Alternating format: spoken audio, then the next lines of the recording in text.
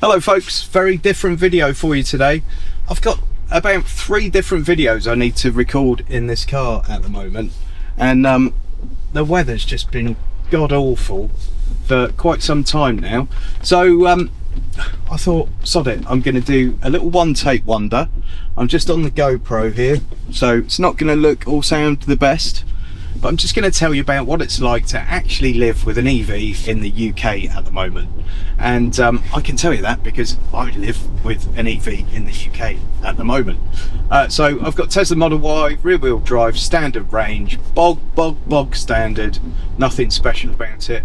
I don't get attached to cars or material objects very much. You know, this wasn't left to me by my late parents or anything, so I don't have an emotional attachment to it. Only a couple of cars in my past, and I've probably had 30, have I become emotionally attached to. Some cars, you know, I'm more fond of than others, but hopefully this is a very unbiased look at what it's like to live with an EV. It's my first EV that I've owned. Obviously I've had lots of EVs prior to this, press cars on review, and you usually spend a week with those, and some have been great, some have been not so great, so we'll have a little bit of a chat about that. But yeah, just want to give you an honest look at things. First one I'm going to touch on is the weather. Lots of people are worried about battery range during the winter in EVs. As I said, I've got this standard range Tesla. It's been bloody cold for the last week, and I would say in the cold the range has dropped by about 12 to 15%. This has got a heat pump though, remember that, and the Tesla battery technology is very good. Now, back in January I had the MG4 SE long range. From memory that's supposed to do about 280 miles. I'm probably wrong, but I'm sure it was something like 280 miles. It was a cold week in January that I had it. Sorry about that, bit of a belch. Before the car went back, drivers come and pick them up and take them away. I always like to charge the car up to 100% whenever I can before the driver takes it away, because I think, well, they could be delivering it to the other end of the country. If I don't charge it, I'm just adding on to their day. And despite some people in the comments thinking otherwise, I'm actually not that horrible a person. So I tend to do that, charged it up to 100% before it went back, and it said it was going to do 162 miles. So with that one, no heat pump. A lot of cars, a lot of EVs don't come with a heat pump as standard. Some don't even have a heat pump as an optional extra, and they might in other markets. So there are some cars where if you buy one in Scandinavia it comes with a heat pump, or with a heat pump as an optional extra. If you buy it in the UK it doesn't. Same with Teslas, to be honest. Like the Tesla Model 3 didn't get a heat pump as standard, I don't believe, until they did the 2021 facelift. I could be wrong, but I think that's right. So for me, a heat pump is a bit of a must in the UK. I understand some people are not bothered by it, but you will lose more battery range in general if you don't have a heat pump and you're driving in cold temperatures. So that's that one. Public charging is the next one to talk about. Actually, let's start with home charging. So I've got a charger at home. I personally wouldn't consider having an EV without having a charger at home. I know some people do and don't have a problem with it. I just wouldn't. But one of the great things for me about having an EV is it costs me absolutely bugger all to charge it at home, and it's massively convenient. I mean, I go out, drive the car, get home and plug it in and come back to it the next day. Once a week with this battery technology in this car, you're supposed to charge it to 100%. So sometimes I'm charging it to 100%. Last night I charged it actually just to 80%. And that's kind of the end of that. It could not be more convenient. I plug it in. I'm on the Octopus Intelligent tariff. What that does is basically registers your Octopus account to your EV charger at home. That's all done through the app. It takes a couple of minutes, really easy. I've got an Easy One charger at home, by the way. Most chargers are now compatible with that Octopus Intelligent thing, but not all of them.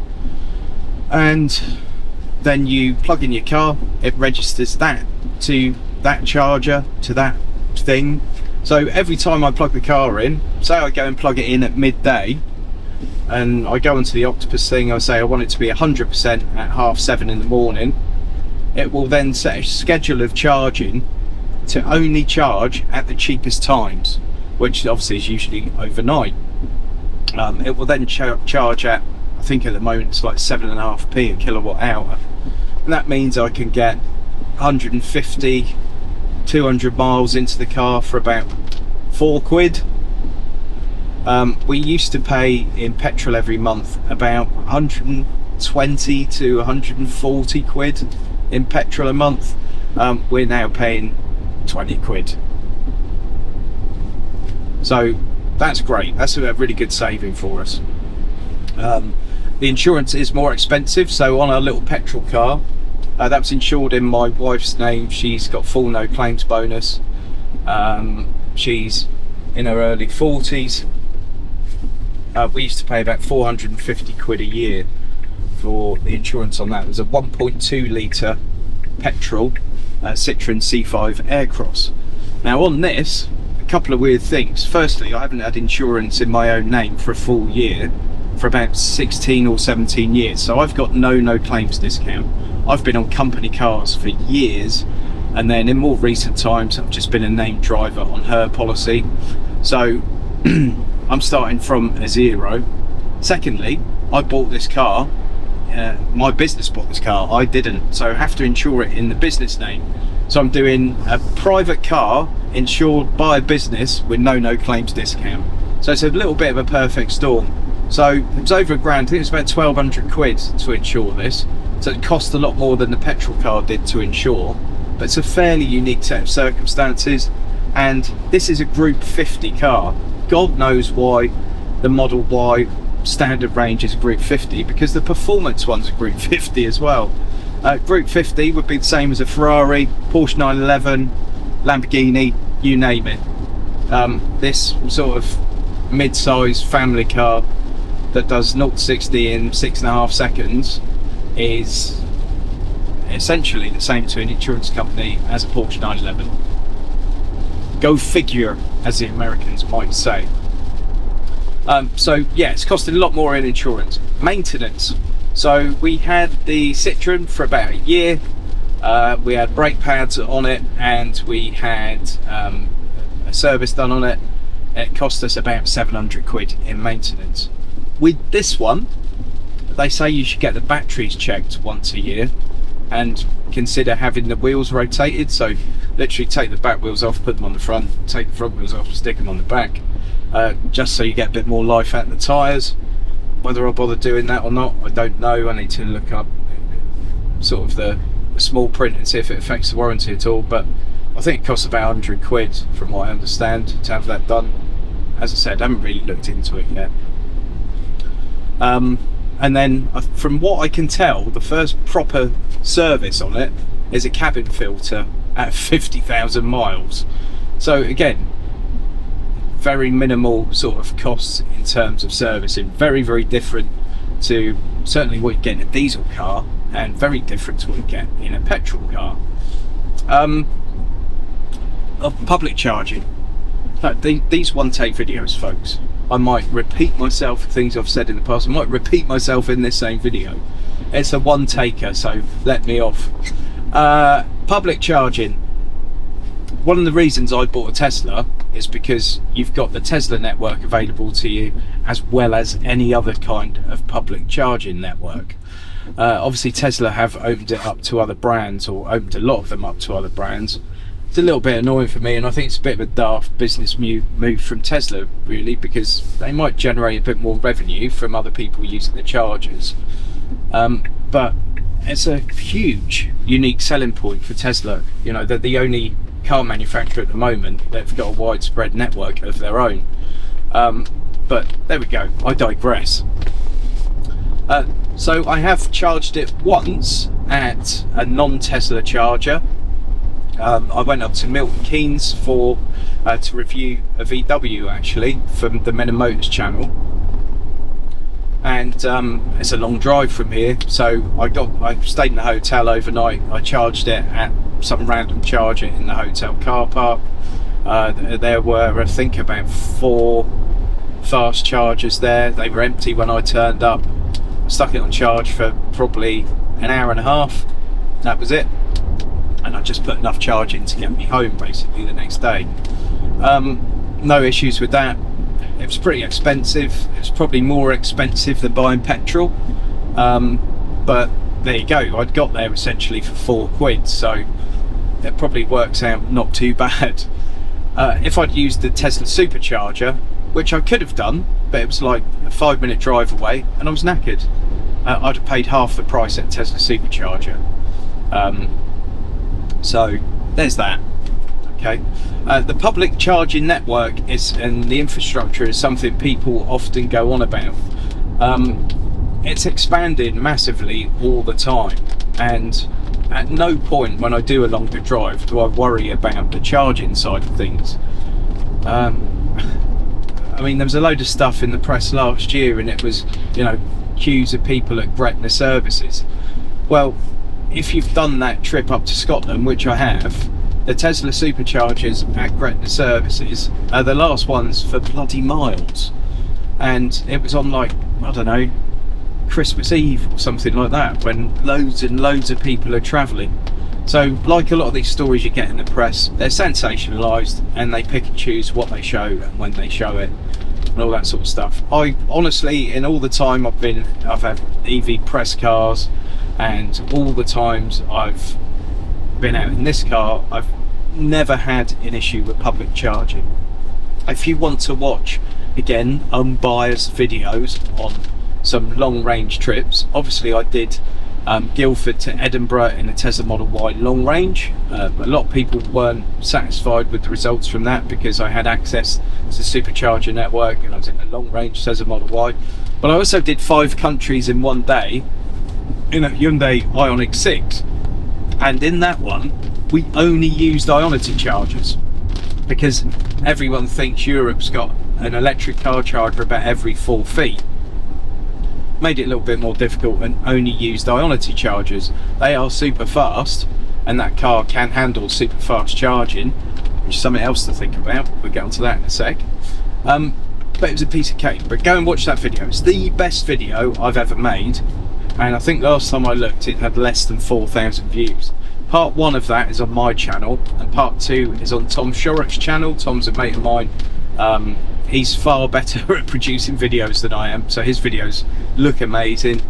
He did the trip with me. It was a brilliant trip. Honestly, great videos. I don't ever say that about videos on my channel, so I usually think they're pretty rubbish. They're 2 really good videos, so go and check them out. I'm going to put links in the video description to those. I'm also going to put a link to my Octopus Energy thing, because if you sign up to Octopus Energy and use that link, I think we both get £100. And if you've got an EV, you should be on Octopus Energy, really, I think. From what I understand, it's about the best of those sort of intelligent charging tariffs out there, so have a look at it, use that link. Oh, excuse me. Anyway, I'm going to put links to those videos and that in the video description, pin them as the top comment. So yeah, public charging's not been a problem for me. The only time I've had issues with public chargers have been BP Pulse chargers, and I've tried to use them I don't know how many times, and they've never worked. In any car I've had, I've never managed to get a BP Pulse charger to work. They are now taking out their chargers and replacing them with ones that evidently are faster and work. Fancy that, what a thing. Now, the other thing you need to think about is how quickly your car can charge. And some cars can only charge at like 50 kilowatt maximum. Some cars can charge at 250 kilowatt maximum. So that's something to bear in mind when you're choosing your EV, is what the car can actually handle. So it's no good going to a 350 kilowatt charger if your car can only charge at 50 kilowatts. All you're possibly going to get is 50 kilowatts. And also, if you don't have the heat pump, the battery hasn't preconditioned, you're not going to get that properly. So that's something to bear in mind. I've spoken about it in a recent video, but there's all sorts of nonsense out there on the internet about EVs. Every time something happens, it's got a magnifying glass on it, and lots of people make a lot of money by clickbaiting, essentially, producing sensationalized video content, written content, just about sort of the anti-EV movement. And every time they do it, they're sort of stoking that fire, and they're getting more people jumping on that particular bandwagon. I'm not particularly pro EV. I'm pro cars. I've said it many times before. I've got an EV, but it doesn't mean I think you should get one, and it doesn't mean I think they're perfect. I don't think any cars are perfect. I don't think any fuel source is perfect. It suits me and my family, this car, and maybe one would suit you, maybe it wouldn't. I don't particularly care what you drive, and I don't expect you to care what I drive. And if you're one of the people that came onto this video to say, oh, your car's a toaster, or it's going to catch fire, or good luck when your battery dies, and all that sort of stuff, I'd just like to say thanks very much for watching the video this long, and for helping boost the algorithm. And that shirty little comment you've left on there has also helped, so thank you very much indeed for that. But just don't get so excited about what other people are driving. You know, it's just not worth it. So yeah, you definitely need to think about the car you're getting depending on your particular use case. If you're just going to work and back every day and it's 10 miles away, you could buy yourself an old Renault Zoe or Nissan Note or whatever it is, something that's got a really low range, and just plug in at home every night if you've got a home charger and you just do local trips, and basically have trouble-free, very cheap motoring for the rest of your life, and maybe have something else for when you do really long journeys. The point is, living with an EV is a bit boring, really. It's just quite easy, a lot easier than people think, generally a lot easier than people think anyway. Obviously I'm saying that from living with this Tesla, as I have done now for a few months, but I have had lots of other cars, albeit only for a week, and I just haven't had any drama around them. So there you go, that's the truth of it, is there's not a great deal of drama unless you go looking for it, or unless you make a lot of money from it. So yeah.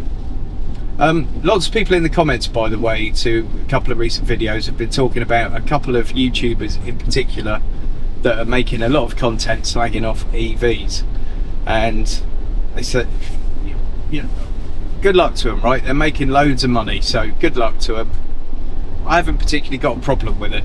They're making a ton of money from it. People think I make my car leasing comment just to make money.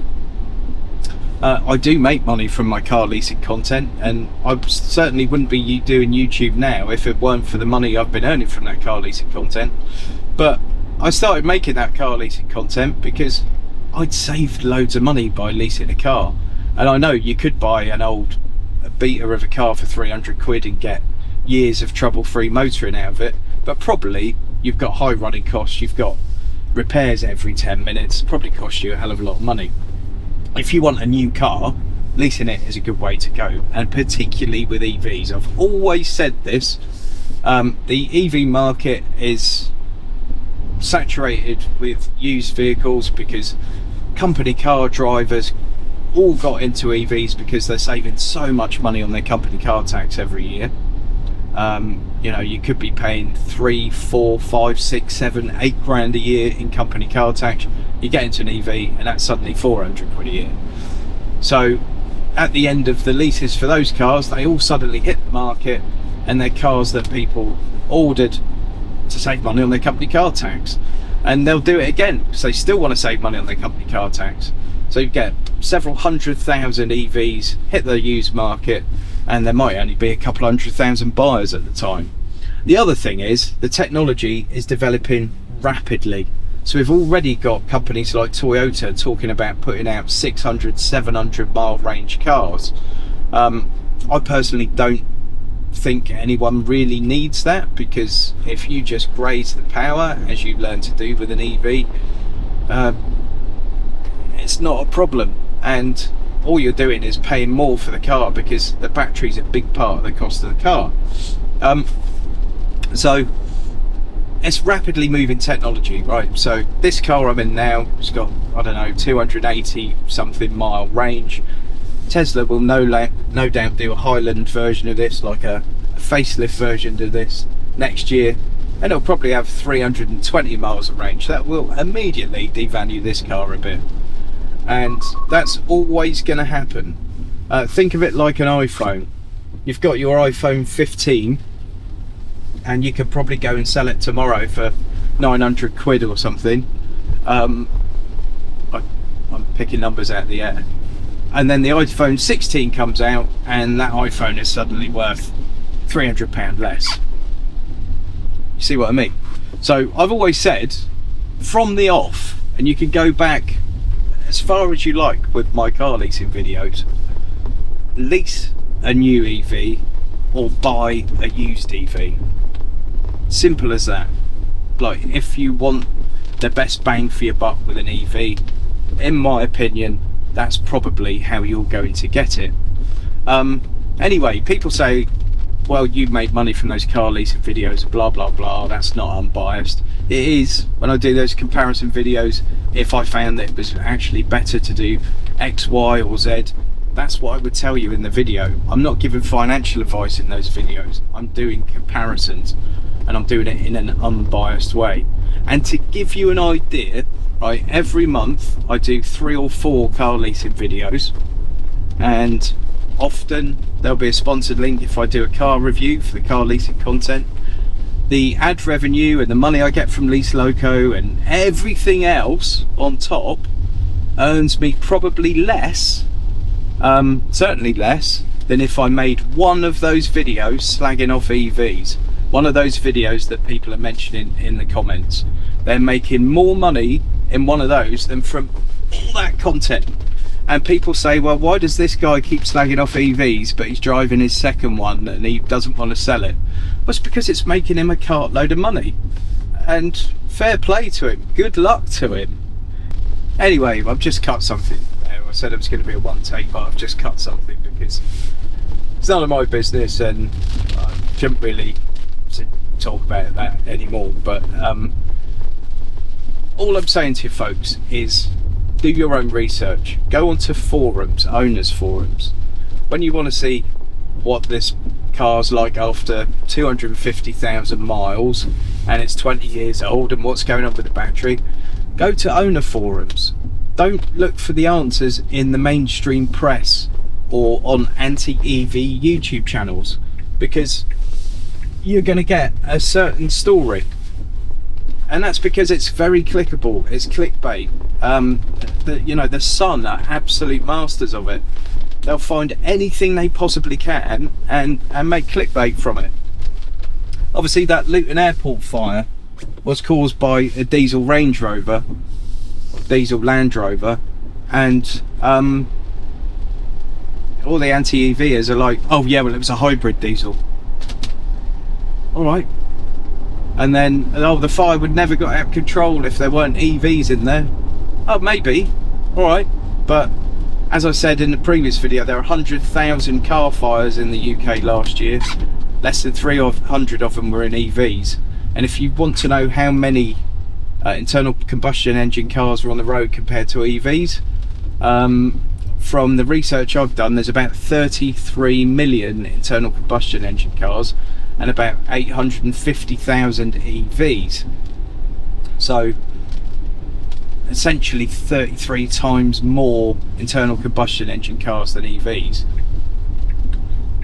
The fire stats are quite a lot worse though, aren't they?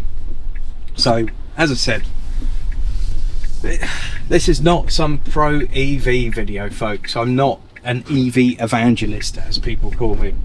I can already see someone writing ticking time bomb in the comments of this video. This is just my take of what it's like to live with an EV in the UK on a day-to-day basis. And in summary, it's alright. If you can charge at home, it's very easy, very boring, nothing sensational about it.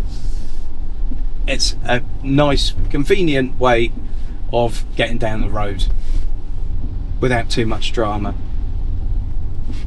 Sorry. As a result of that, and as a result of the thumbnail and everything I'm going to put on this, this video probably won't get many views, and I don't give a toss. It's just the way it is. I'd rather just give you the truth as I know it to be from my experience driving probably 30 different EVs in the last year for, you know, a prolonged period of time, and now having had this one myself for a good few months.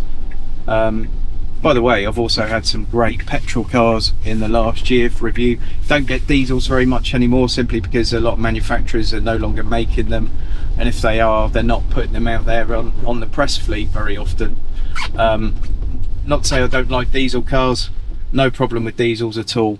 I personally wouldn't buy one myself now, for no other reason than I think they're going to get taxed massively, and there's too much technology on them to basically cheat emissions or massage emissions figures and improve performance. There's a lot to go wrong on a diesel now, and they need a lot of servicing. If someone's got an old, you know, 400 quid Golf with a 1.9 PD diesel in it, that engine will go on forever. You can run it on, you know, fairy dust and methane, and it'll just go on forever. You mean, forget about servicing and stuff, the things are fairly bulletproof. But a modern diesel for me is potentially an accident waiting to happen in terms of sort of maintenance costs and repair costs and stuff. So they're not for me, but I've got nothing against diesels, nothing against petrols, nothing against hybrid cars. So that's where I'm at.